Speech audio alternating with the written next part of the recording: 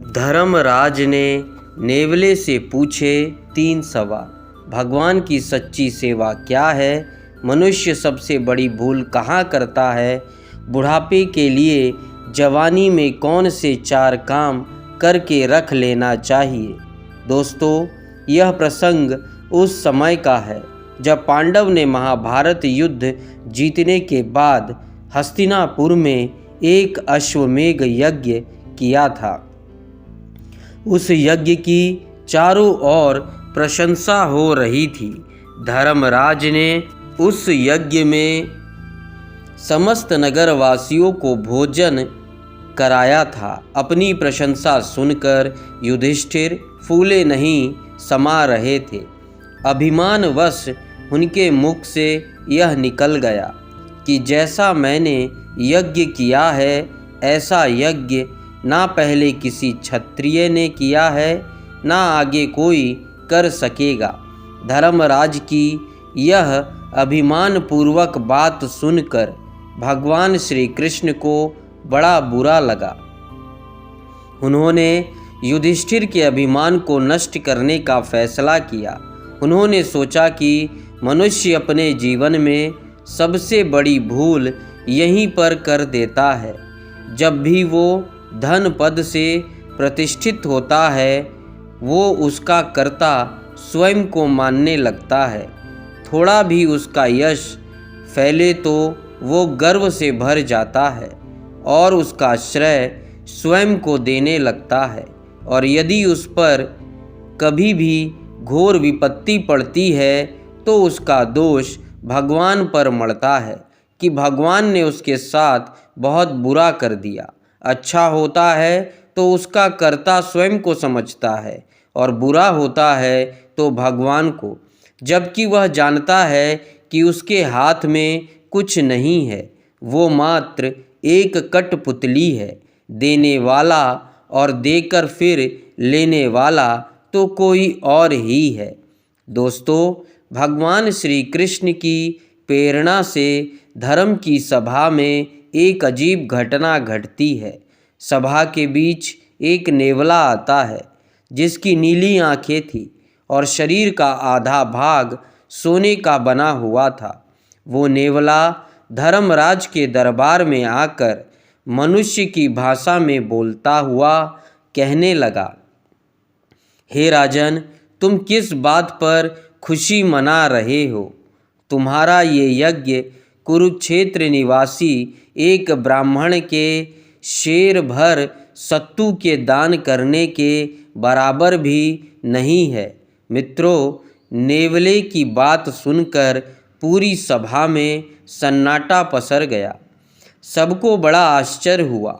सभा में बैठे समस्त ब्राह्मण और क्षत्रिय नेवले को चारों ओर से घेर कर पूछने लगे, हे भद्र, हमारे इस यज्ञ में साधु पुरुष का ही समागम हुआ है। तुम किस आधार पर हमारे इस यज्ञ की निंदा करते हो, जबकि चारों तरफ लोग इसका गुणगान कर रहे हैं? हमने शास्त्रों और न्याय के अनुसार प्रत्येक कर्तव्य कर्म का पालन किया है। पूजनीय जनों की विधिवत पूजा की है। अग्नि में मंत्रों के साथ आहुति दी है। देने योग्य वस्तुओं का दान दिया है। फिर आपको ऐसी क्या कमी मालूम पड़ती है जो भरी सभा में आप यज्ञ की निंदा करते हो? तब वो नेवला कहता है, हे क्षत्रियों, मैंने ये बात झूठ या घमंड में आकर नहीं कही, बल्कि पूरे होशो हवास में कहा है कि आपका यज्ञ उस ब्राह्मण के शेर भर सत्तू के दान के बराबर भी नहीं है। सुनो, मैं तुम्हें वो वाक्य सुनाता हूँ जो मेरे साथ घटित हुआ था। लेकिन उससे पहले आप अपनी पूरी सच्ची श्रद्धा से कमेंट बॉक्स में हर हर महादेव, ओम नमः शिवाय ज़रूर लिखें। साथ ही चैनल को सब्सक्राइब अवश्य कर दें। हे लक्ष्मी माँ, जो भी इस चैनल को सब्सक्राइब करे और इस वीडियो को लाइक करे, उसके घर में कभी भी धन की कमी ना रहे। उसका पूरा परिवार हमेशा हंसता मुस्कुराता कुशल मंगल रहे। कुछ दिन पहले की बात है। धर्म क्षेत्र कुरुक्षेत्र में एक गरीब ब्राह्मण अपने परिवार के साथ रहता था। वो ब्राह्मण अत्यंत निर्धन था। भिक्षा अन्न से ही अपने परिवार का भरण पोषण करता था और भगवान का जप तप करता था। वो रोजाना दिन के छठे भाग में अपनी स्त्री पुत्र और पुत्र वधू के साथ बैठकर भोजन करता था। यदि किसी दिन उस पर अन्न नहीं मिलता तो दूसरे दिन फिर उसी बेला में अन्न ग्रहण करने को मिलता था। एक बार तो उनके यहाँ भयंकर अकाल पड़ गया। ब्राह्मण के घर खाने को दाना नहीं था, खेतों का भी अन्न सूख गया था, इसलिए भिक्षा में भी कुछ नहीं मिल पाता था। हर रोज दिन का छठा भाग आकर बीत जाता था, किंतु उन्हें समय पर भोजन नहीं मिल पाता था। बेचारे सब के सब भूखे ही रह जाते। एक दिन दोपहर के समय ब्राह्मण भूख और गर्मी का कष्ट सहन करते हुए अन्न की खोज में घर से निकल पड़ा। घूमते घूमते काफ़ी समय बीत गया। भूख और गर्मी से वो व्याकुल हो चला था, किंतु उन्हें कहीं से भी अन्न का दाना नसीब नहीं हुआ और दिनों की तरह उस दिन भी उन्होंने अपने परिवार के साथ उपवास करके ही दिन काटा। धीरे धीरे उनके प्राण शक्ति क्षीण होने लगी। एक दिन कहीं से उन्हें शेर भर जो मिल गए, उन्होंने उन जो को कूट पीस कर सत्तू के रूप में तैयार कर लिया। अपने नियम अनुसार उन्होंने पहले तो अग्नि में आहुति दी और उसके बाद थोड़े थोड़े सत्तू आपस में बांटकर खाने के लिए बैठ गए। आज उन्हें कई दिनों के बाद भोजन का सौभाग्य प्राप्त हो रहा था। अभी भोजन करने के लिए बैठे ही थे कि इतने में उनके द्वार पर उनसे भी ज़्यादा भूखा एक ब्राह्मण आ गया, जिसकी बड़ी ही दयनीय दशा थी। भूख से उसका हाल बेहाल था, आंखें अंदर की ओर बैठ गई थी। वो द्वार पर आकर भोजन के लिए गिड़गिड़ाने लगा। ब्राह्मण ने जब अपने द्वार पर एक भूखे भिखारी को देखा तो सोचने लगा कि ये भिखारी मेरे द्वार पर आस करके आया है। ये मेरा अतिथि है और अतिथि का सत्कार करना हमारा धर्म है। ब्राह्मण का हृदय खुशी से खिल उठा। वो अपने भोजन को छोड़कर उठ बैठा और उस भूखे भिखारी के पास जाकर उसे प्रणाम किया। उससे उसका कुशल समाचार पूछा। पूछने पर पता चला कि वो कई दिनों से भूखा है। ब्राह्मण उसे आदर के साथ अपनी कुटिया में बुला लाया और अपने आगे के सत्तू उठाकर उसको खाने को दे दिए। धन्य है उस ब्राह्मण का त्याग और निष्ठा जो अतिथि सेवा के लिए स्वयं भूखा रह गया, पर अतिथि को भूखा नहीं रखा। भिखारी ब्राह्मण ने झटपट झटपट उन सत्तू को खा लिया, किंतु उन सत्तुओं से उसकी भूख शांत नहीं हुई। ब्राह्मण ने देखा कि अतिथि देवता मेरे सत्तू खाने के बाद भी भूखे ही रह गए। ब्राह्मण बड़ी सोच में था कि इनको किस प्रकार संतुष्ट किया जाए। अपने पति को चिंतित देखकर ब्राह्मणी ने भी अपने आगे का सत्तू नहीं खाया।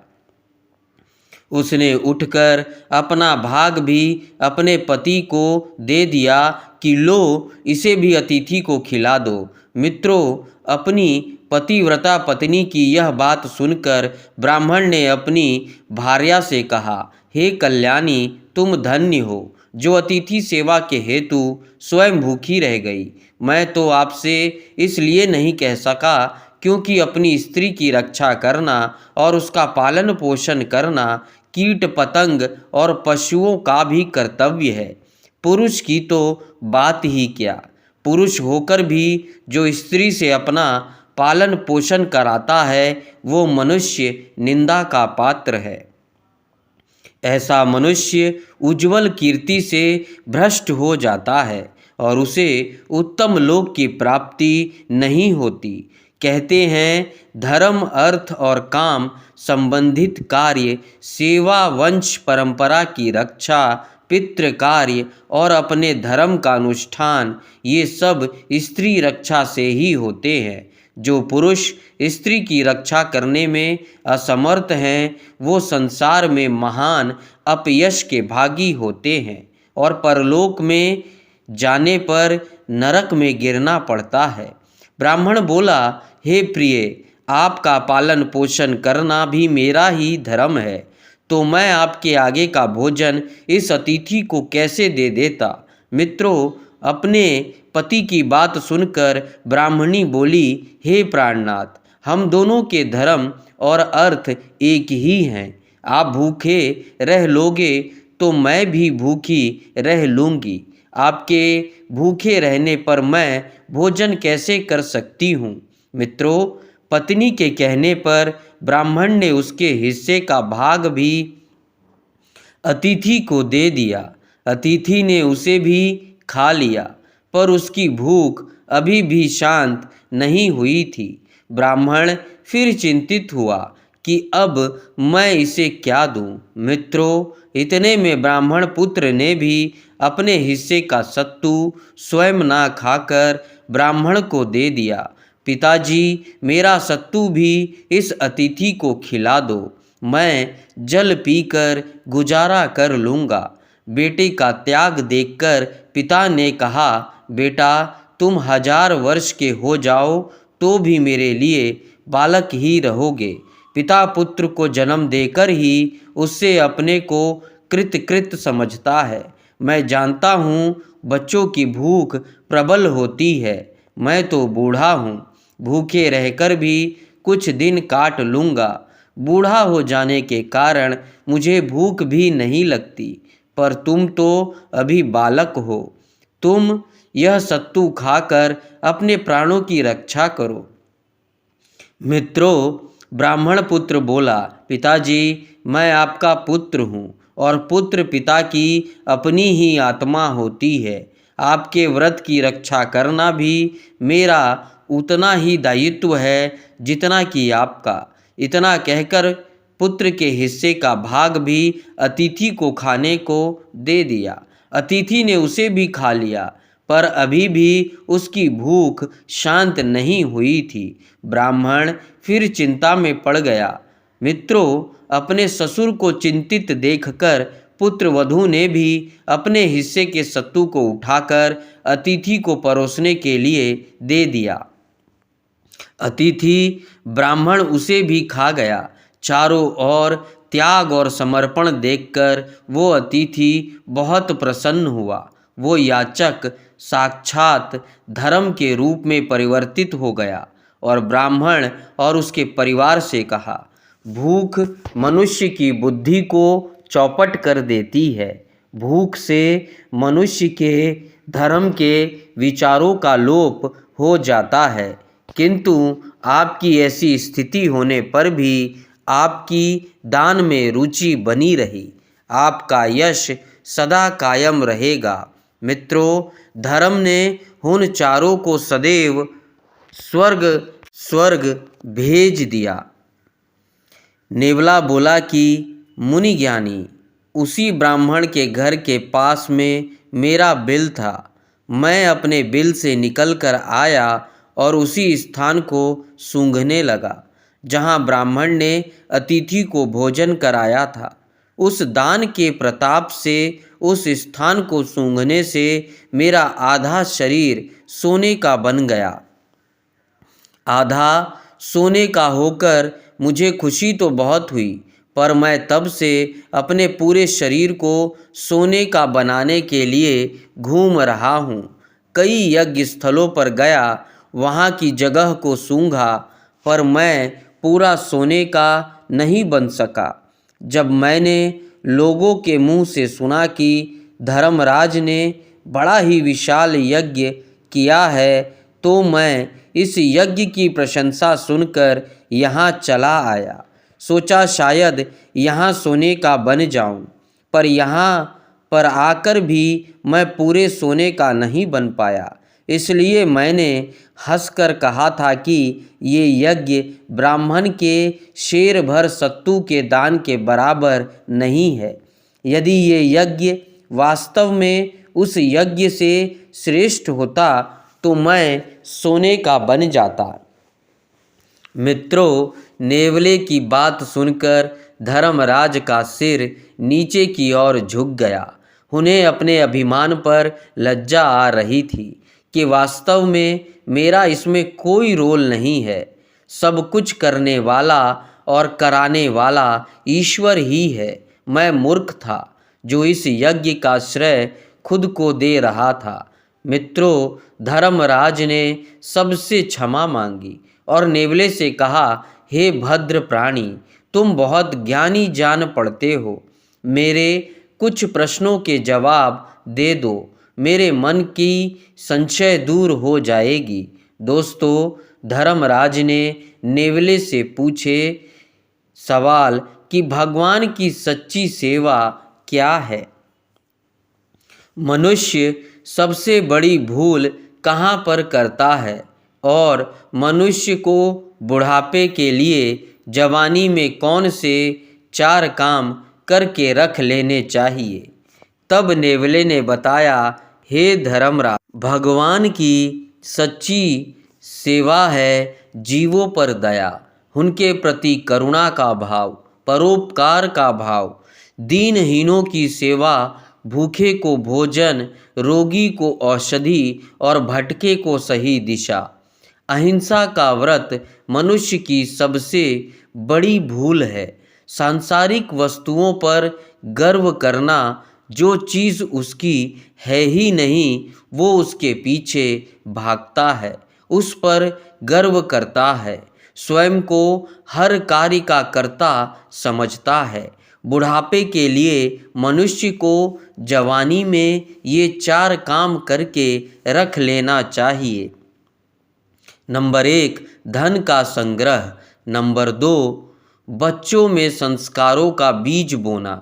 नंबर 3, भगवान का नाम जपने की आदत। नंबर 4, अपने शरीर का अभ्यास करते रहना और सहनशीलता। बुढ़ापे में भी कुछ ना कुछ करते रहना चाहिए।